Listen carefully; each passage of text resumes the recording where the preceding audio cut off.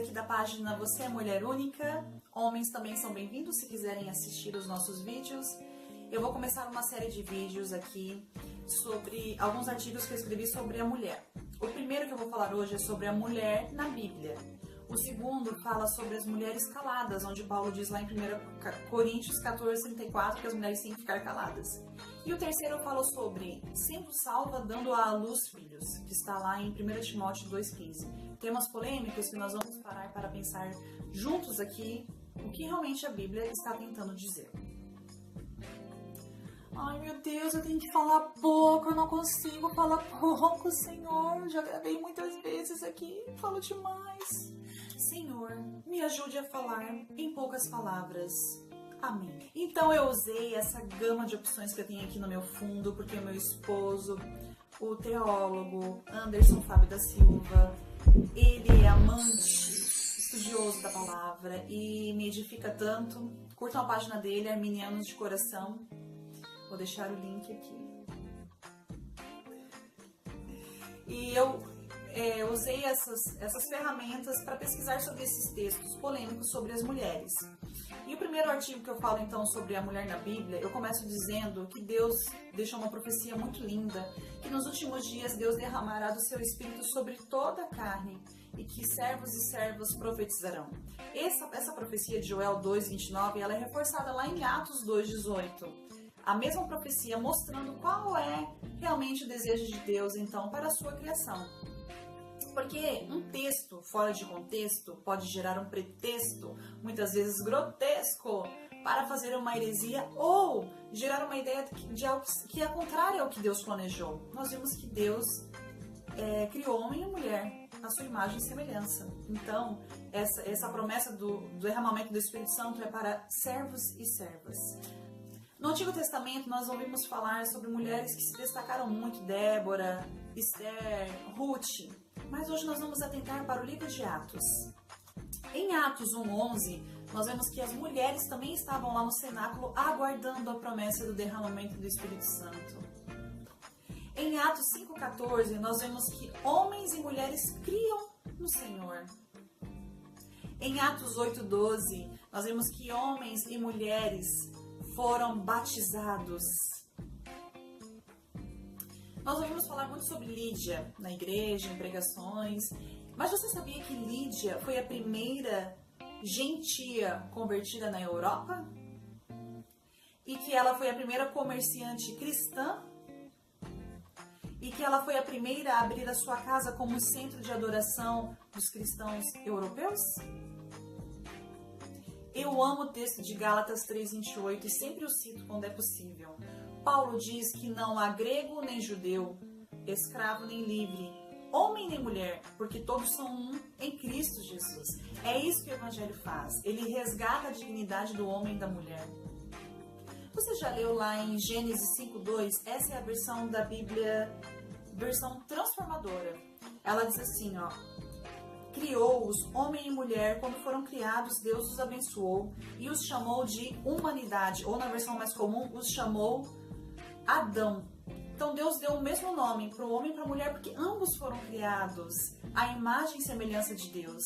Mas aí veio o pecado e bagunçou tudo.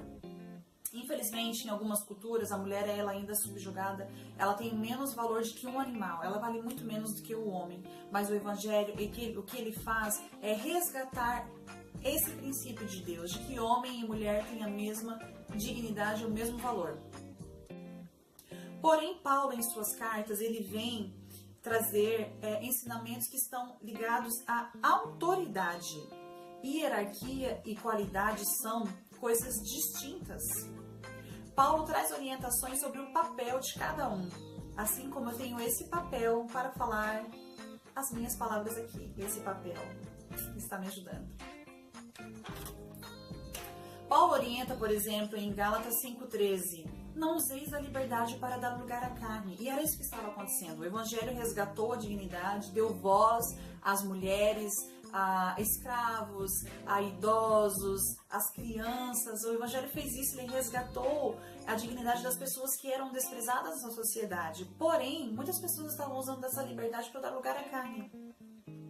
As mulheres, elas interrompiam as reuniões, questionavam, porque muitas mulheres nem alfabetizadas eram. Então elas estavam aprendendo muitas coisas e essa euforia muitas vezes atrapalhava a reunião e as pessoas estavam deixando de atentar aos costumes e à cultura de sua época. Estavam causando escândalos ali.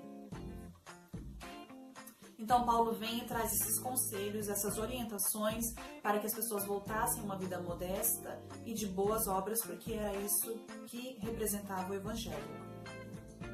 Eu finalizo então a primeira parte desse meu estudo, que eu vou deixar o link aqui. Na descrição do canal estará o meu link. Que chique, é pela primeira vez eu falar isso na minha vida. Eu nunca tinha falado essa frase. Aqui estará o link do primeira parte do estudo que fala da mulher mulher na Bíblia, né? Eu finalizo falando sobre submissão. Há vários estudos maravilhosos que falam sobre submissão, de pessoas maravilhosas, muito mais conhecedoras da teologia do que eu, né? Então eu só finalizo dizendo que a submissão literalmente quer dizer estar uma posição abaixo dentro de uma hierarquia. É isso que significa submissão. E nós sabemos que a autoridade não tem nada a ver com capacidade, como nós vimos lá em Gênesis. Ambos têm o mesmo valor, ambos têm capacidades, ambos têm uma dignidade, mas nós estamos falando de autoridade. Nós sabemos que a sociedade, se ela não tivesse autoridades, ela seria um caos. Imagina uma sociedade sem os seus governantes, sem cada um ter a sua função, começando de uma escola, de uma empresa. Nós sabemos, algum governo, existe autoridade, faz parte da organização. E o maior exemplo que a gente tem para nunca se sentir envergonhado, nunca se sentir inferior quando a gente tiver que cumprir esse papel, porque isso é cobrado tanto de homens quanto de mulheres, na verdade. Todo cristão genuíno, ele deve servir, considerar o outro como superior, na verdade. É isso que Paulo fala também nas suas cartas. Considerem os outros superiores. Isso, na verdade, não é só para mulher. Homens devem considerar mulheres, irmãs e irmãos em Cristo superiores. E Jesus deu esse exemplo. Jesus é o maior exemplo, então a gente tem que olhar para ele. É a melhor coisa que a gente faz. Mesmo sendo Deus, ele colocou os seus direitos divinos de lado para viver como servo e cumprir um propósito. Que propósito? De salvar a humanidade. Jesus cumpriu o seu papel e nós temos que cumprir o nosso papel também de servir a Deus, servir ao outro para cumprir o propósito de Deus, beleza? Então essa foi a primeira parte do estudo, foi a primeira parte do estudo. Assista os demais vídeos. No próximo vídeo nós vamos falar caladas na igreja. Paulo diz que as mulheres têm que ficar, caladas na igreja. Será que realmente foi isso que Paulo quis dizer, que todas as mulheres têm que ficar sempre caladas em toda a reunião? Nós vamos ver isso no próximo vídeo, beleza? Um beijo e que Deus te abençoe.